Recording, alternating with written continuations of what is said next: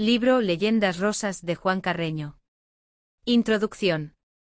A lo largo de la historia de América, las historias y mitos que han sido transmitidos de generación en generación han contribuido a moldear la percepción de nuestra identidad y nuestro pasado. Sin embargo, muchas de estas narrativas, conocidas como la leyenda rosa, han sido idealizadas o distorsionadas para proyectar una visión romántica y a veces simplificada de los eventos fundamentales que han dado forma a nuestro continente. Este libro se adentra en esa historia oculta, desmitificando las versiones tradicionales y revelando las verdades que yacen tras los mitos. Desde el mito de la creación de México, explorando las raíces profundas de su identidad, hasta la independencia del país, en la que se revisarán los roles y las acciones de sus libertadores, muchas veces presentados como héroes infalibles. Finalmente abordaremos la conquista del oeste en Estados Unidos, desmontando la narrativa heroica que la acompaña y mostrando las complejidades y contradicciones de ese proceso. Es un recorrido crítico que busca ofrecer una visión más realista y profunda de nuestra historia, liberándola de las leyendas que, si bien forman parte de nuestro imaginario, también necesitan ser revisadas para comprender mejor quiénes somos y de dónde venimos. La leyenda rosa de México. El siglo XV es un periodo histórico de gran relevancia, no solo por el inicio del dominio español en América, sino también por la culminación de un extenso ciclo de conflictos que caracterizó lo que ahora es México a lo largo de los siglos. Este contexto histórico se enmarca en un periodo de luchas que se había prolongado durante generaciones, donde diferentes grupos y civilizaciones indígenas habían mantenido constantes enfrentamientos entre ellos, así como con las potencias europeas que comenzaban a mirar hacia el Nuevo Mundo. A lo largo de los años, nuestra región fue escenario de una serie de conquistas y guerras que, aunque en muchos casos estaban motivadas por la búsqueda de recursos y poder, también reflejaban una compleja red de alianzas y rivalidades entre las diversas culturas indígenas. Cada grupo tenía sus propias aspiraciones y desafíos, lo que provocaba un ambiente de inestabilidad y lucha constante. Esta dinámica de confrontación, que se había desarrollado desde tiempos inmemoriales, se vio finalmente impactada por la llegada de los conquistadores españoles. El siglo XVI marca el final de este largo periodo de enfrentamientos.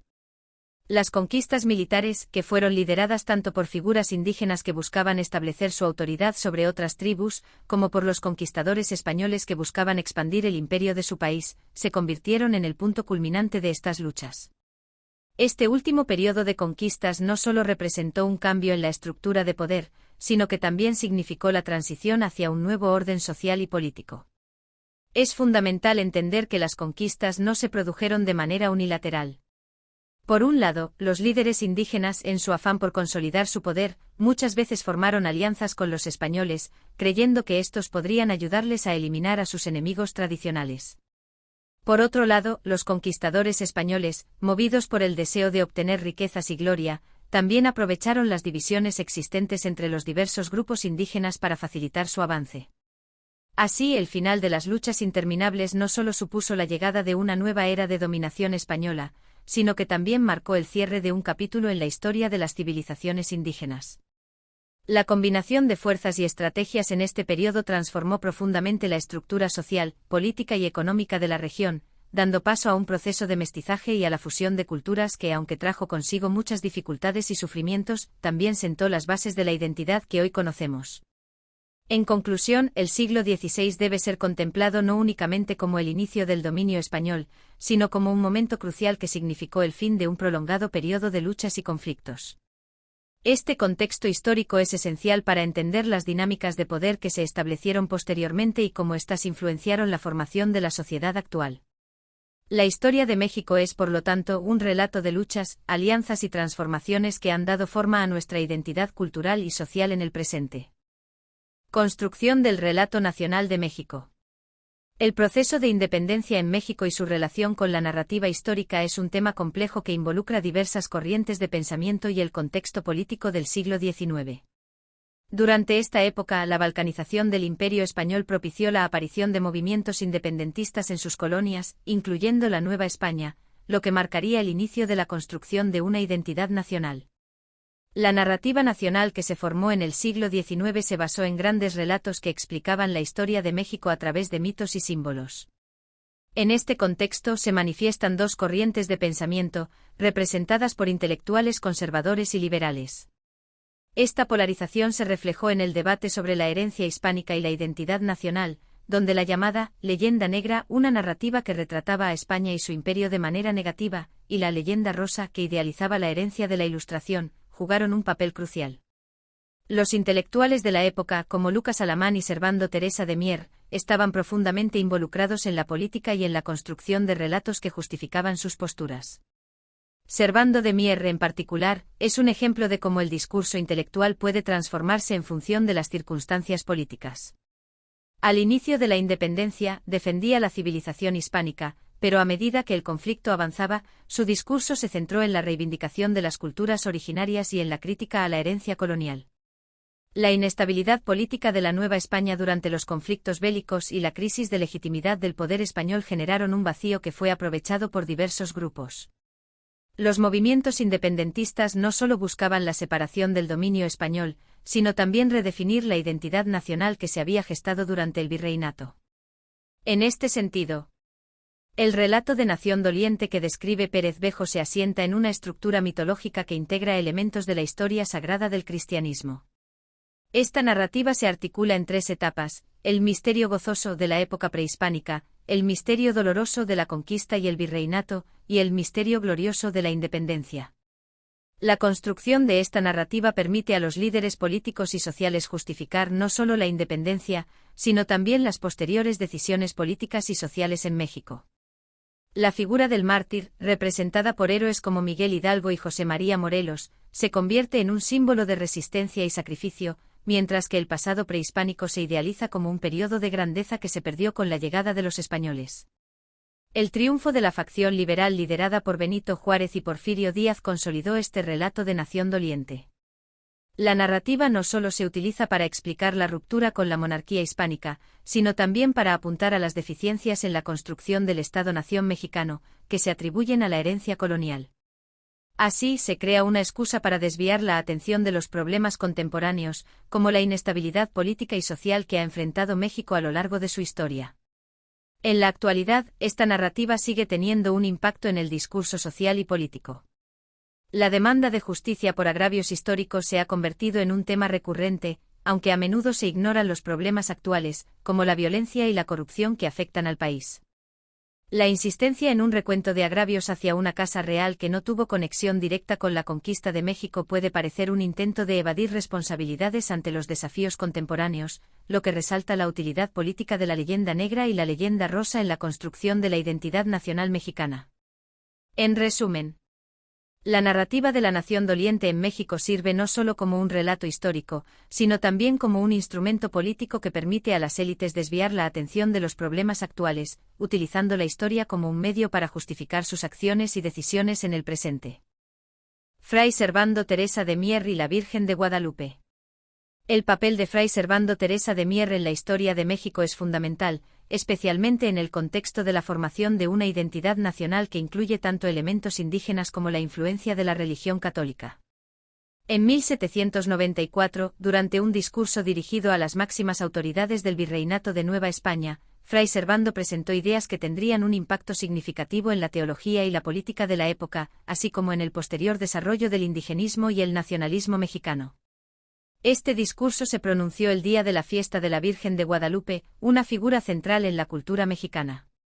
Fray Servando argumentó que la aparición de la Virgen no se había dado en el siglo XV, como se creía comúnmente, sino que su imagen había sido impresa en la capa de Santo Tomás, mucho antes de la llegada de los españoles a América. Según él, esta revelación había ocurrido en el tiempo de Jesucristo, lo que significaría que el conocimiento del cristianismo no había sido introducido por los colonizadores españoles, sino que ya había sido revelado a las tierras mexicanas mucho antes. La interpretación de Fray Servando refleja una visión teológica que busca reivindicar la historia prehispánica y su conexión con la fe cristiana. Este enfoque es clave para entender el indigenismo en México, que se manifiesta en el movimiento conocido como azquismo. Esta ideología propone una conexión fuerte entre la identidad mexicana contemporánea y el antiguo imperio azteca, promoviendo la idea de que las raíces del México moderno se encuentran en su herencia indígena. La presentación de la Virgen de Guadalupe como un símbolo de resistencia e identidad nacional se consolidó durante el movimiento de independencia y más tarde en la construcción del México contemporáneo. La figura de la Virgen se convirtió en un emblema no solo de la fe católica, sino también de la lucha por la autonomía y la soberanía frente a la dominación colonial. La influencia de Fray Servando, por lo tanto, va más allá de un simple discurso, se inscribe en un proceso histórico de reinterpretación de la identidad nacional mexicana que busca integrar los elementos indígenas y europeos. Su obra y sus ideas sentaron las bases para un nacionalismo que reconoce la complejidad de la historia de México, resaltando la importancia de las tradiciones indígenas en la construcción de una identidad cultural que perdura hasta hoy. Francisco Javier Clavijero, jesuitas. A finales del siglo XVII, en el contexto del auge intelectual en la Nueva España, se destacó la labor de Fray Servando y de la escuela jesuita, particularmente del Colegio de Tepoztlán, fundado por San Ignacio de Loyola.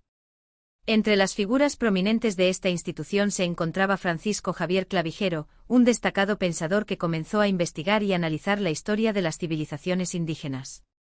Este periodo fue crucial, ya que se realizaron descubrimientos significativos de antiguas civilizaciones que habían permanecido ocultas en la selva y en montañas del territorio mexicano. Los jesuitas, en su afán por comprender y reconciliar el conocimiento indígena con los principios cristianos, comenzaron a plantear nuevas interrogantes sobre la conexión entre estas civilizaciones antiguas y la cristiandad, así como su relación con otras culturas del mundo. En aquel entonces las teorías sobre el origen del ser humano americano estaban en pleno debate, y la idea del Estrecho de Bering como posible puente entre Asia y América aún no se había formulado. Este contexto generaba un clima de discusión ideológica en el que se buscaba entender el pasado prehispánico y su relevancia en el presente colonial.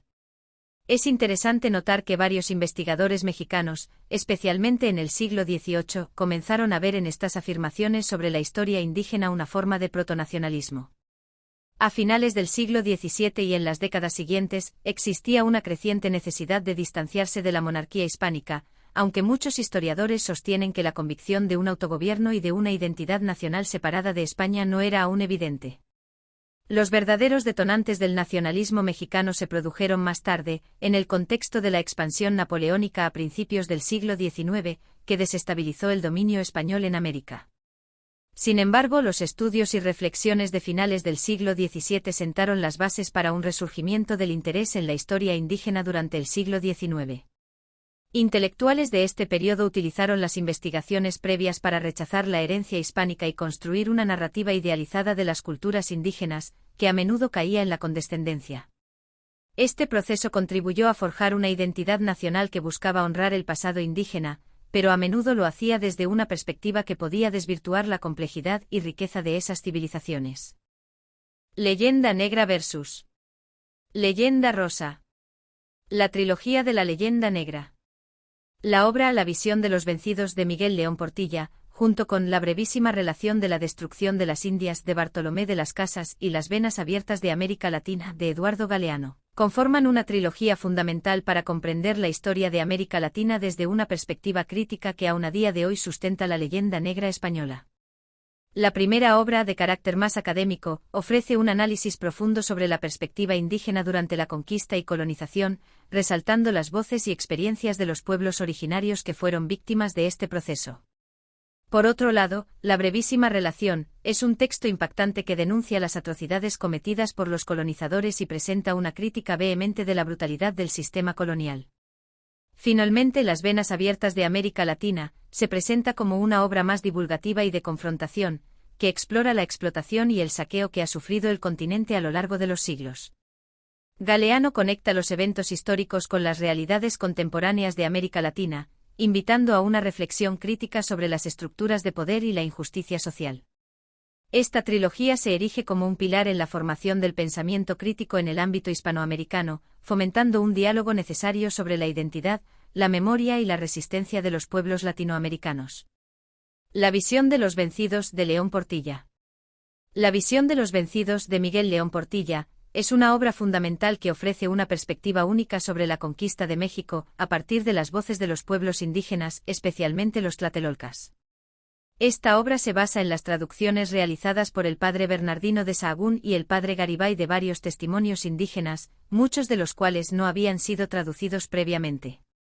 A través de estos relatos, León Portilla busca rescatar la experiencia y el sufrimiento de los pueblos que vivieron la conquista, en un contexto donde la narrativa oficial frecuentemente minimiza o ignora estas voces.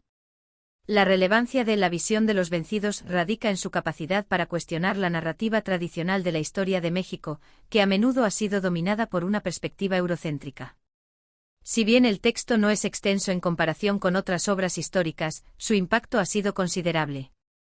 No se debe subestimar su importancia, ya que ha contribuido significativamente al reconocimiento de la diversidad cultural y histórica de México. El contexto histórico de los tlatelolcas es crucial para comprender los relatos presentados en la obra. Tlatelolco, una ciudad-estado vecina de Tenochtitlán, fue un punto neurálgico durante la conquista. Los tlatelolcas, aunque pertenecían a la misma civilización que los mexicas, tenían una identidad y una historia propias. Durante el asedio de Tenochtitlán, muchos tlatelolcas se vieron forzados a unirse a los mexicas en un pacto de defensa, a pesar de que muchos pueblos de la región, como los de Chalco y Texcoco, se aliaron con los conquistadores españoles. Esta complejidad resalta que la conquista no fue simplemente un enfrentamiento entre civilización y barbarie, sino un conflicto intrincado entre diferentes grupos indígenas, cada uno con sus propias agendas y luchas.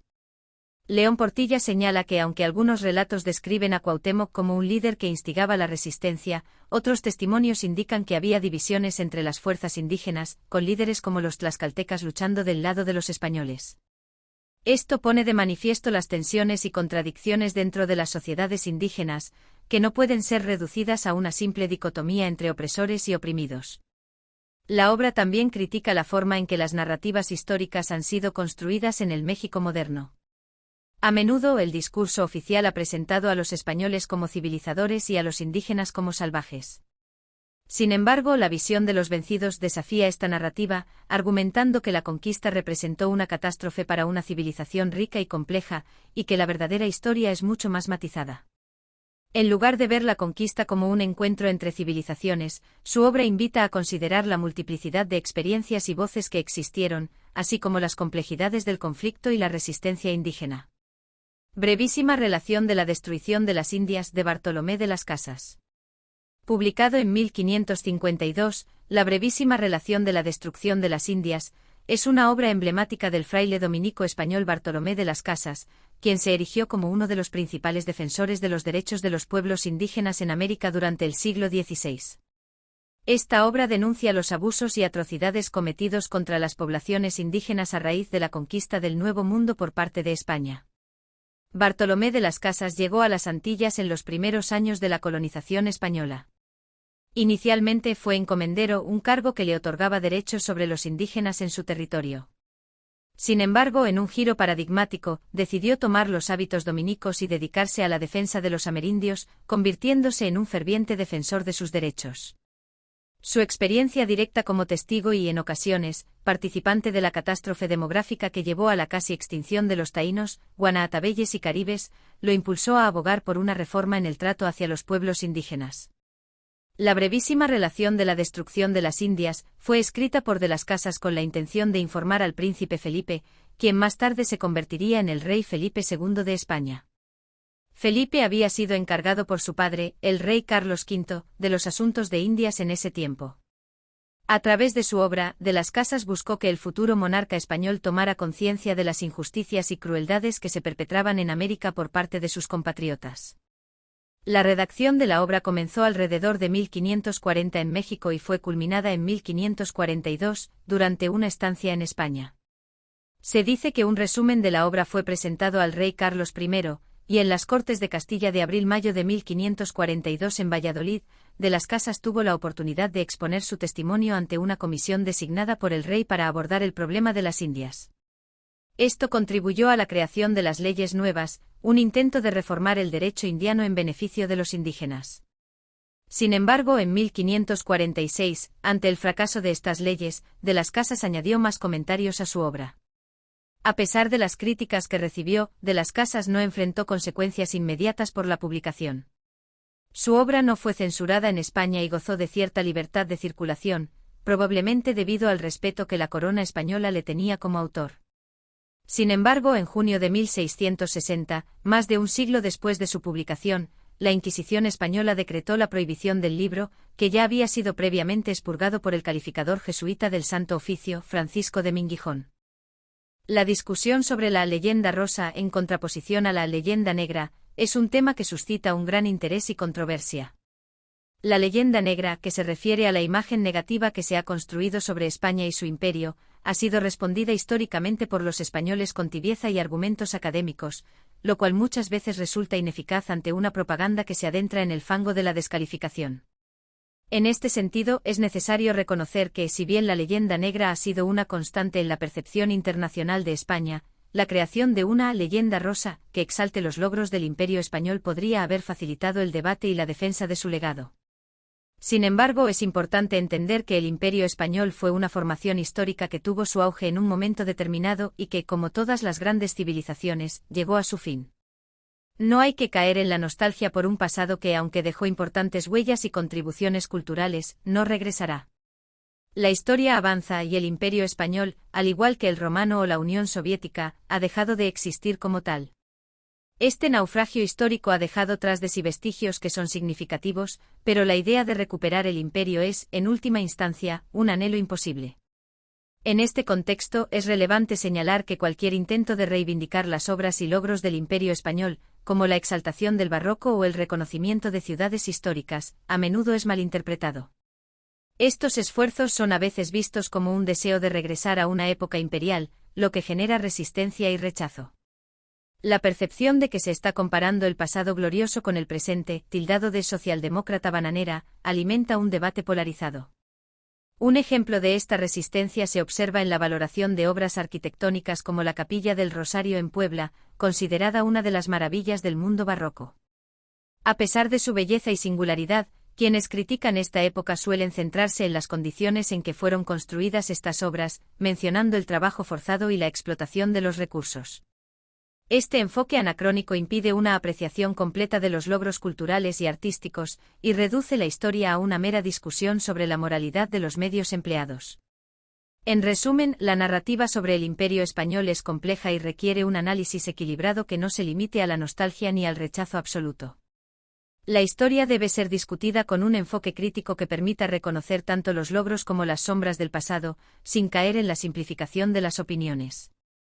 Al final, es fundamental abrir un espacio para hablar de los aspectos positivos de nuestra herencia cultural, sin que eso implique un deseo de regresar a un imperio que ya no existe. Eduardo Galeano, Las venas abiertas de América Latina. Publicada en 1971, Las venas abiertas de América Latina, de Eduardo Galeano se ha consolidado como un referente fundamental en las artes y en la identidad cultural de muchos latinoamericanos. Este ensayo histórico no solo ha dejado una huella profunda en la literatura, sino que también ha inspirado una innumerable cantidad de canciones a lo largo del continente. No se trata solo de un libro bien escrito sobre la historia, es una poderosa denuncia que refleja el sufrimiento de un continente que ha experimentado saqueo, opresión y control por parte de diversas potencias extranjeras a lo largo de su historia, abarcando casi 4 siglos de evidencias. Una narrativa de saqueo y explotación. Las venas abiertas de América Latina narra la historia económica de la región y su constante relación de comercio, explotación y conspiración con Estados Unidos y Europa, desde las invasiones del siglo XV hasta la era del libre comercio en el siglo XX. Como expresa Galeano, el libro busca ofrecer una historia del saqueo y a la vez contar cómo funcionan los mecanismos del despojo P-17, que aún persisten en el continente. Galeano comienza su análisis enfocándose en los dolorosos procesos de extracción llevados a cabo por diversos imperios europeos durante el siglo XVI. Recursos valiosos como el oro, la plata, el plátano, el café y el azúcar fueron extraídos en cantidades masivas, muchas veces mediante la esclavización de los pueblos aborígenes. Las investigaciones presentadas en el libro revelan que las enormes riquezas usurpadas de Latinoamérica contribuyeron a la industrialización de Europa y, posteriormente, de Estados Unidos. Esta acumulación de recursos permitió que estas naciones lideraran el capitalismo que aún rige el mundo desde principios del siglo XX. La ilusión de la independencia. En este contexto, la independencia de los países latinoamericanos no fue más que un simulacro. Galeano explica cómo la transición de la esclavización a los salarios de hambre ha perpetuado la explotación de la clase trabajadora y campesina en el continente. A través de su exhaustivo repaso histórico, el autor evidencia que nuestras clases dominantes, descritas como dominantes hacia adentro, dominadas desde fuera, han protegido y privilegiado este sistema comercial durante décadas. Esto ha ocurrido incluso a expensas de la represión y desaparición de otros latinoamericanos. Desigualdad y centralización.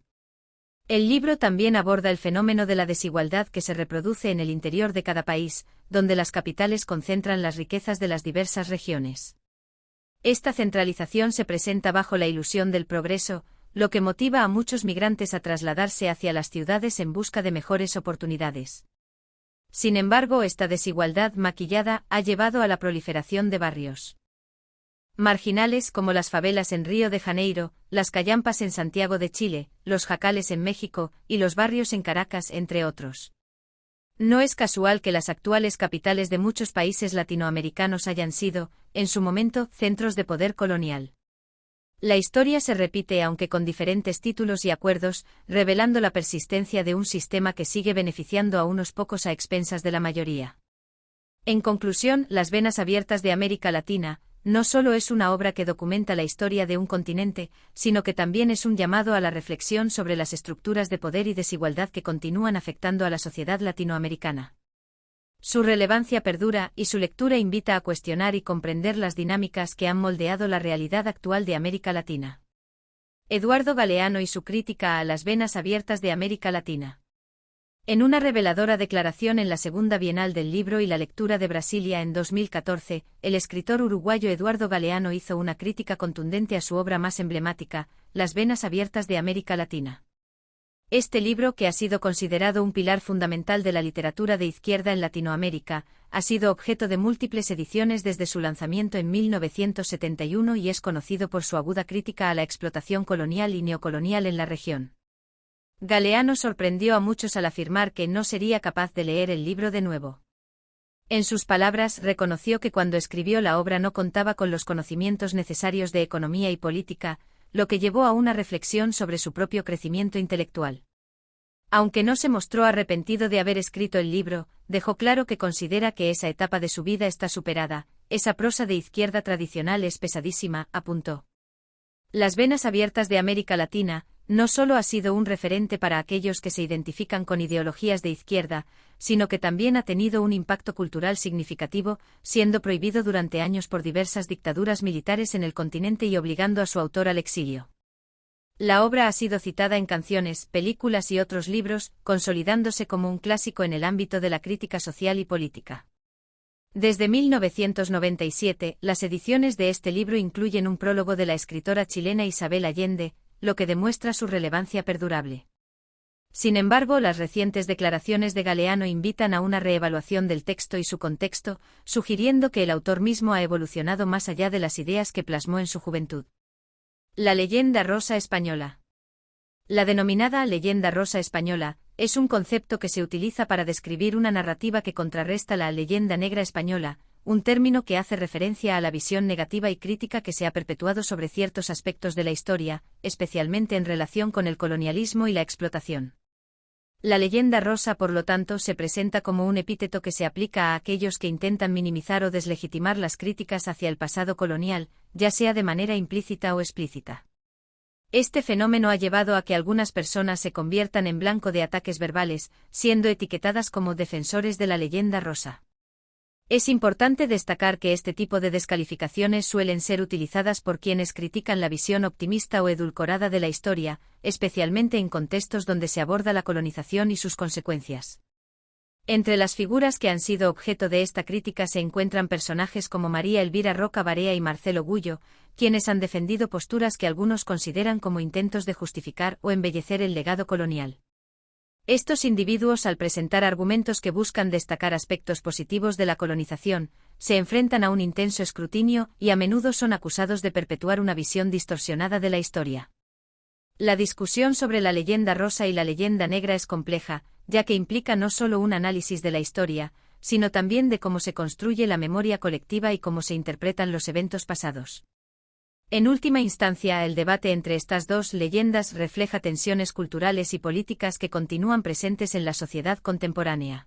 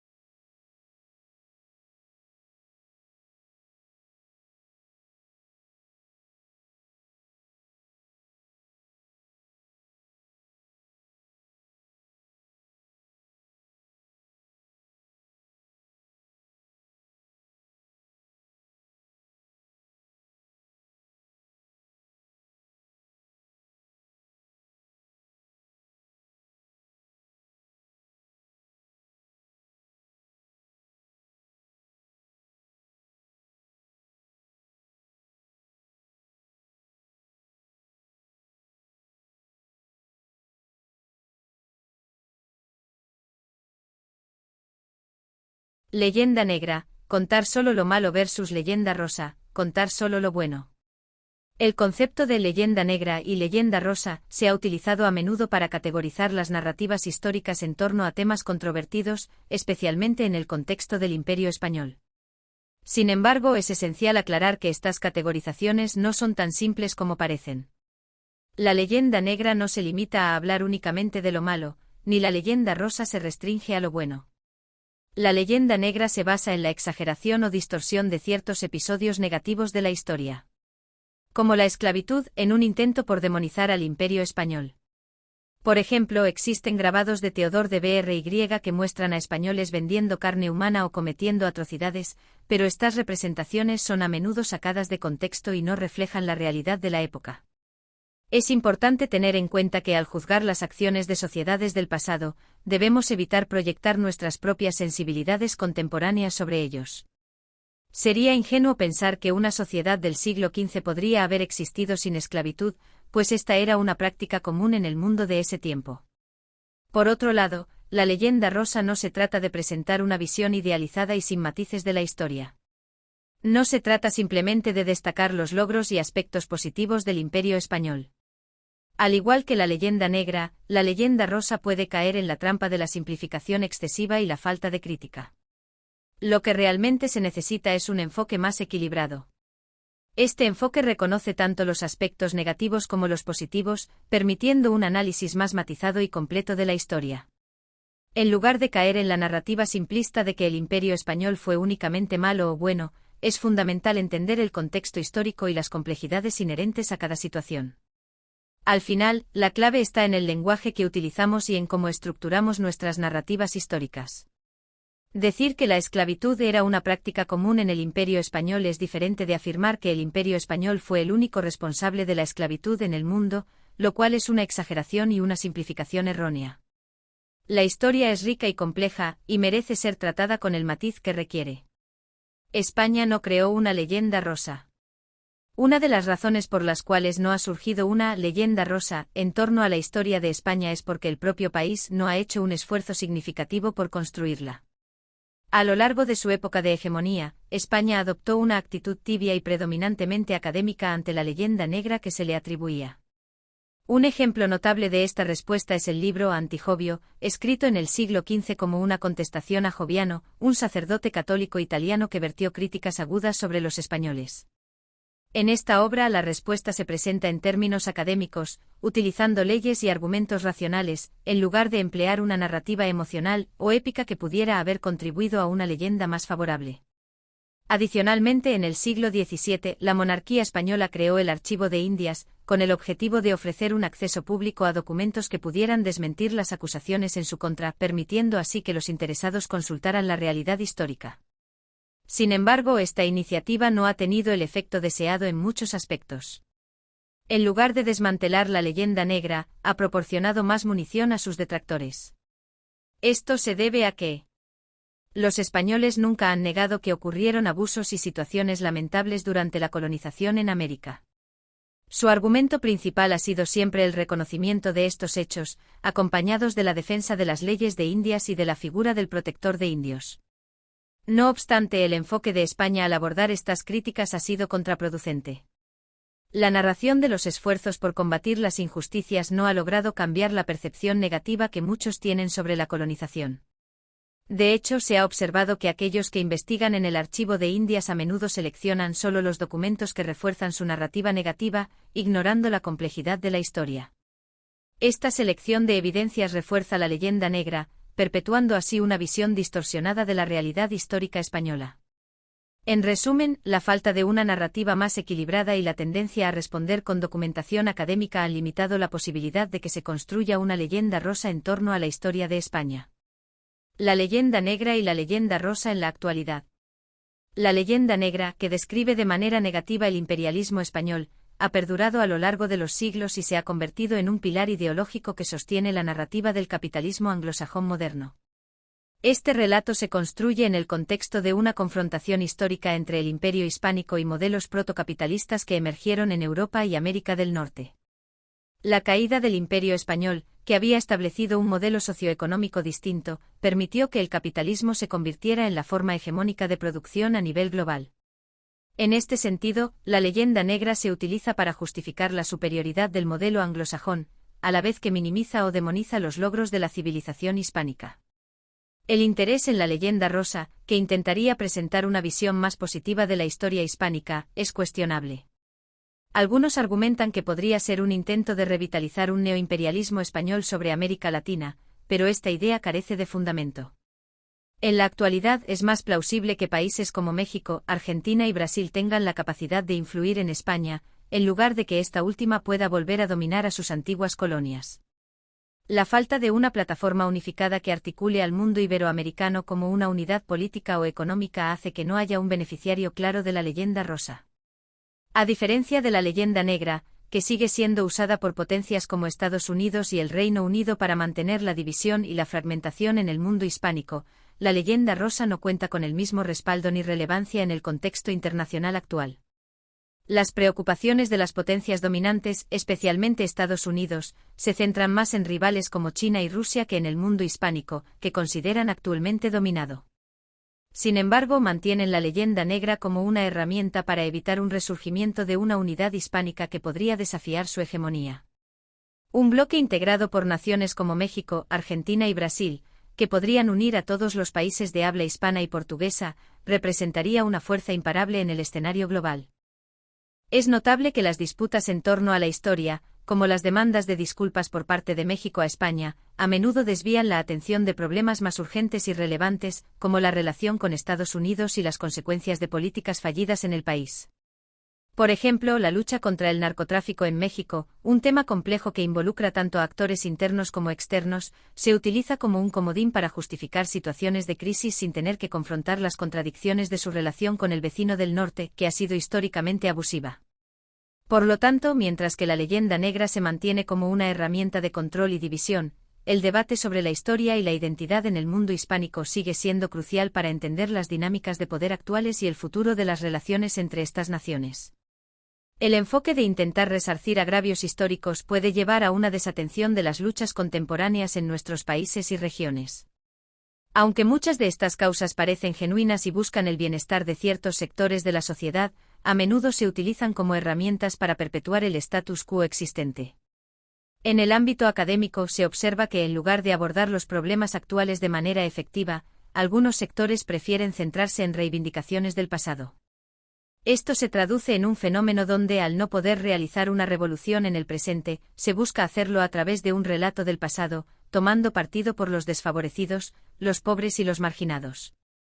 Sin embargo, este enfoque se hace desde una perspectiva ideológica contemporánea que ha sido impuesta, en gran medida, por la estructura de las universidades de Estados Unidos. Esta dinámica plantea un desafío, ya que al centrarse en el pasado, se corre el riesgo de desviar la atención de las verdaderas luchas que enfrentamos hoy en día. Es fundamental que en lugar de quedarnos atrapados en narrativas históricas, enfoquemos nuestros esfuerzos en las realidades actuales y en las necesidades inmediatas de nuestras comunidades. Solo así podremos fomentar un cambio significativo que responda a los desafíos que realmente enfrentamos en el presente. México exige a España una disculpa, un contexto histórico. El debate sobre la conquista española y sus consecuencias ha resurgido en la agenda política de México en los últimos años.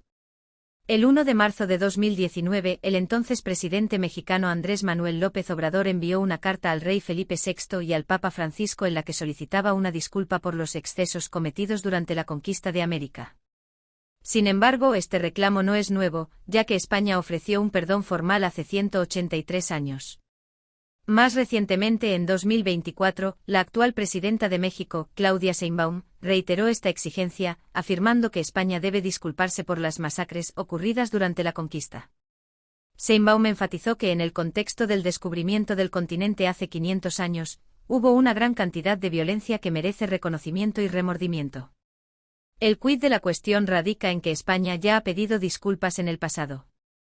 El 29 de diciembre de 1836, la reina Isabel II y México firmaron un acuerdo de paz y amistad en Madrid. Este tratado estableció un compromiso de olvidar las diferencias históricas que habían interrumpido las relaciones entre ambos países. Según el Tratado Definitivo de Paz y Amistad entre la República Mexicana y SMC, la reina gobernadora de España, ambas naciones acordaron una amnistía que sería válida, desde ese momento y para siempre.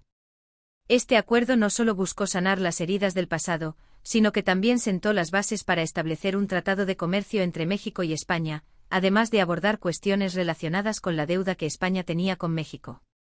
En conclusión, mientras que la exigencia de una disculpa por parte de las autoridades mexicanas refleja una necesidad de reconciliación y reconocimiento del dolor histórico, es fundamental recordar que ya ha habido un intento formal de cerrar esas heridas. La pregunta que surge es, ¿qué significado tiene el perdón en el contexto actual y cómo puede contribuir a la relación entre ambas naciones? El Tratado Definitivo de Paz y Amistad entre la República Mexicana y SMC, la reina gobernadora de España, también conocido como Tratado Santa María Calatrava, fue un tratado internacional celebrado entre México y España el 28 de diciembre de 1836, por el cual la monarquía española reconocía la existencia del nuevo Estado de México como nación libre, soberana e independiente, retomaba relaciones diplomáticas y finalizaba las tensiones entre ambas naciones, surgidas a partir de la Guerra de Independencia de México, iniciada en 1810. Negro legendarios y rosa legendarios. Negro legendarios. La leyenda negra se ha utilizado para describir la propaganda negativa que ha rodeado a España, especialmente en el ámbito de su historia colonial y su impacto en América. Estas críticas han resaltado los aspectos más oscuros de la historia española, como la Inquisición, la colonización y el trato a las poblaciones indígenas, entre otros. Pero en respuesta a esta narrativa negativa, ha surgido un fenómeno paralelo en el que se busca contrarrestar estas críticas con una visión más optimista y favorable de la historia española. Rosa legendarios. La leyenda rosa, en este contexto, surge como una respuesta vehemente a la leyenda negra. Sin embargo, al igual que su contraparte, la leyenda rosa no necesariamente se sustenta en un rigor histórico sólido. En lugar de ello, se alimenta de mitos y narrativas propagandísticas que han sido reciclados a lo largo del tiempo. Este fenómeno se caracteriza por una reinterpretación de la historia que enfatiza los logros y aspectos positivos de España, pero que a menudo carece de un análisis crítico y equilibrado. El fenómeno de la leyenda rosa representa una reacción a la leyenda negra, aunque ambas narrativas pueden carecer de la objetividad y el rigor necesarios para un análisis histórico completo. La confrontación entre estas dos visiones pone de manifiesto la complejidad de la historia de España y la manera en que se interpreta y se presenta en la actualidad. El discurso sobre la historia de España y su imperio ha estado marcado por una serie de narrativas que buscan reinterpretar y justificar su legado colonial y su caída en la modernidad. Se nos intenta convencer de que la pérdida del Imperio español no fue resultado de los factores históricos ampliamente reconocidos, sino que, en cambio, se debió a una conspiración de intereses extranjeros que tenían como objetivo aniquilar a España.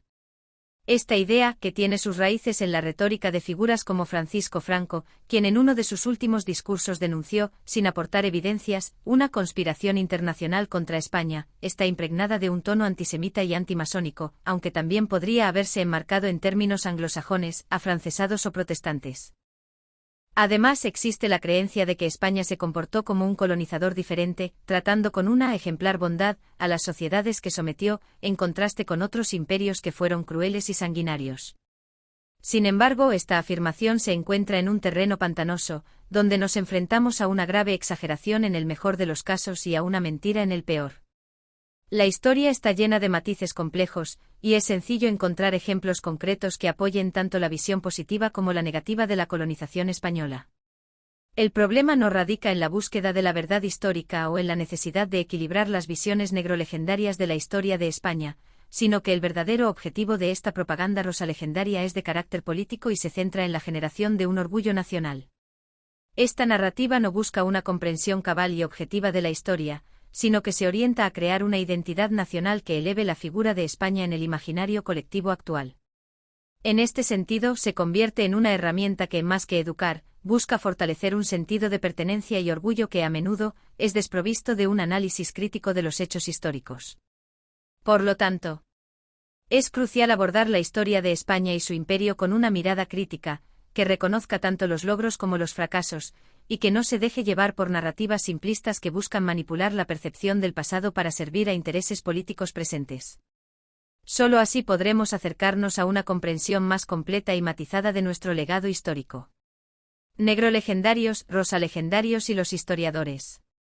Los llamados negrolegendarios acusan a España de genocidio y se aferran a este argumento sin considerar otros puntos de vista.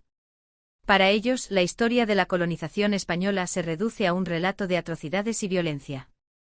Por otro lado, existen los rosalegendarios, quienes sostienen que España fue una potencia benevolente, la salvadora de pueblos considerados salvajes. Este grupo repite el mismo discurso que se utilizaba en el siglo XVI, esgrimiendo una visión romántica y glorificada de la historia española, donde se presenta a la colonización como un acto heroico y civilizador, desestimando cualquier crítica como parte de la leyenda negra. En medio de estos dos extremos se encuentran los historiadores, quienes se esfuerzan por ofrecer una visión equilibrada y fundamentada de la historia. A través de la investigación basada en documentos y razonamientos históricos, estos académicos buscan desentrañar la complejidad de los eventos pasados, reconociendo tanto las luces como las sombras de la colonización. En lugar de aferrarse a narrativas simplistas, los historiadores abogan por un enfoque matizado que contemple las diversas experiencias y realidades de aquellos tiempos. Así, la historia no es un relato unidimensional, sino un mosaico de voces y perspectivas que nos invitan a reflexionar sobre el pasado con rigor y apertura, alejándonos de las visiones extremas que limitan nuestra comprensión del legado histórico de España. La historia de la humanidad puede describirse como un largo camino marcado por la tragedia y la violencia, donde la lucha por el poder ha dejado tras de sí un rastro de sufrimiento.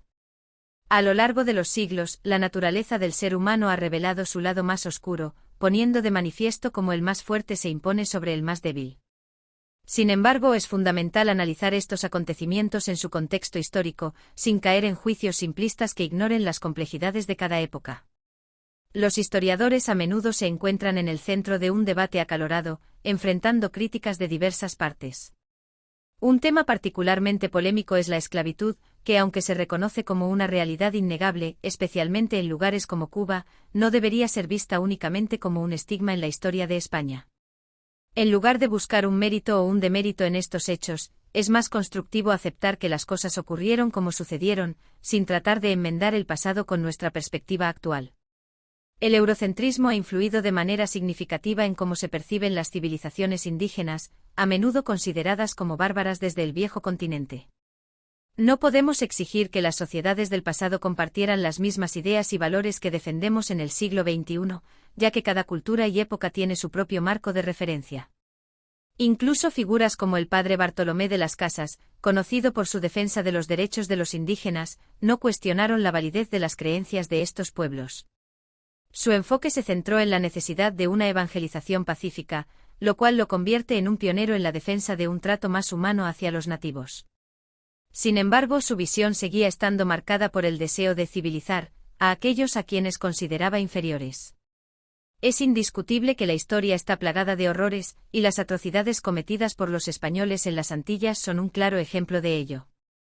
Nadie invitó a los colonizadores a llegar a estas tierras con la misión de civilizar o salvar a sus habitantes, su intervención fue, en gran medida, un acto de agresión. Por lo tanto, es crucial reconocer estos hechos con una mirada crítica y reflexiva, sin olvidar que el pasado nos ofrece lecciones valiosas para entender el presente y construir un futuro más justo. El verdadero papel de los indígenas.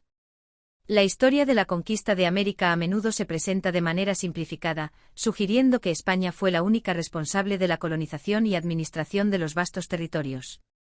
Sin embargo, es fundamental reconocer que el 95% de los conquistadores que participaron en este proceso eran, de hecho, indígenas. La hazaña de Francisco Pizarro, quien con apenas 180 hombres logró conquistar Tahuantinsuyo, un imperio que se extendía por más de 2,000 kilómetros, o la de Hernán Cortés, que con 508 efectivos sometió a la poderosa Federación Mexica, plantea interrogantes sobre la narrativa tradicional. Estos líderes españoles no actuaron en solitario, su éxito fue posible gracias a alianzas estratégicas y pactos con grupos indígenas locales. La conquista no solo fue un acto de sometimiento, sino un proceso complejo en el que muchos indígenas jugaron un papel crucial. Al finalizar la conquista, varios líderes indígenas se quedaron en posiciones de poder, como sargentos y alguaciles mayores, y continuaron enfrentando rebeliones de otros grupos nativos. España, por su parte, mantuvo la estructura social indígena, preservando cacicazgos, curacazgos y jefaturas que ya existían. Es importante destacar que los curacas, en particular, se convirtieron en figuras clave en este nuevo orden, a menudo hostigando a sus propios pueblos para recaudar tributos que debían ser entregados a los españoles, asegurando así sus privilegios y estatus en el nuevo régimen. Además, muchos de estos conquistadores indígenas viajaron a España para reivindicar su papel en la conquista. Por ejemplo, los tlaxcaltecas argumentaban que sin su apoyo, Hernán Cortés no habría logrado sus objetivos. De igual manera, otros grupos como los chalcas reclamaban haber contribuido aún más que los tlaxcaltecas. En este contexto se formó una legión de caciques, curacas, pipiltins y taínos que viajaron a la península ibérica para solicitar reconocimiento y privilegios, tales como tierras, derechos sobre recursos subterráneos y títulos nobiliarios.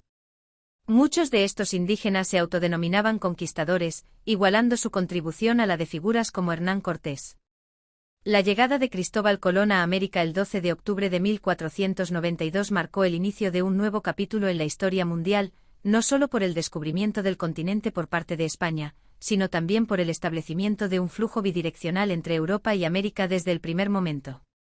Aunque comúnmente se piensa en un intercambio unidireccional, la realidad es que pocos meses después del primer viaje de Colón, ya comenzaban a llegar indígenas americanos a Europa, lo que dio lugar a un intercambio intenso de personas, mercancías, ideas, productos y enfermedades.